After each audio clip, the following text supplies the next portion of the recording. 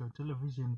Patinenge tichingongofamba zvakasiyana-siyana zvinenge zvichingopisa panguva yacho, ndobva taita se tobva takukandirai mafans kuti tikupei maupdates kunyanya pane nyaya dzatinenge takambounza kudhara.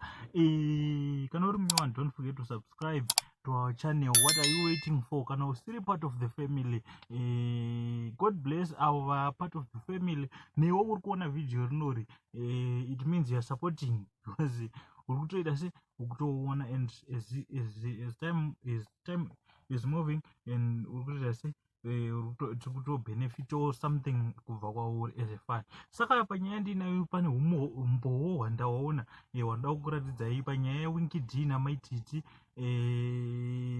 Maititi waresponda panyaya yaiya, wakati pane umbowo hwawaresponda nawo ndewekuti uyu urapo uri kuti MAI nhamba dzaWinky D wacho handitorina ini, because pane ndofunga madays apfuura, ende titori nevidhio ratakauploada tichiti Winky D aramba $500 kuti apefume kumuchato waMaititi.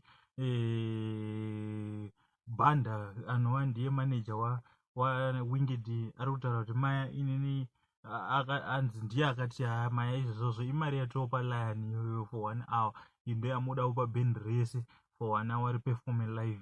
Saka Maititi ari kutaura kuti kumuchato kutori nevaimbi wakawanda, kana ndichitozomuda ndomuda after party, aimba after party, because kutori nevaimbi vakawanda vari kuda kuuya kuzoimba pamuchato wangu. Saka handina kana nhamba dzake, ndipeiwo nditomuimbise maybe after party. Saka dzakutungana DzemuDanga, because zvotoziva hedu isusu Winky D hataure, but mafans aWinky D obvious acharesponda, ndoziva kuti vanotaura mushonga. Saka pachave nekutungana kweDzemuDanga ipapo. Saka let me know what you think in the comment section. Uri kusadhira Maititi here kana usadhira Winky D? Because hapana neumbo hwekuti vakaofa here zveshuwa, because nyaya yatobuda muchimu Metro ichitonzi Winky D aramba izvozvo. Management yaWinky D yaramba, but Maititi autaura kuti handina zvandikuziva, ende nhamba dzaWinky D handitorina. Saka ndipeiwo ndimuimbise after party kana asina kubhukwa.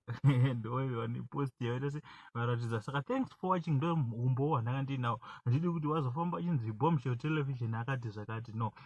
Isusu tongopa zvinhu zvine umbowo huripo. Thanks for watching. My name is Bombshell. Much salute to all my viewers. Thank you.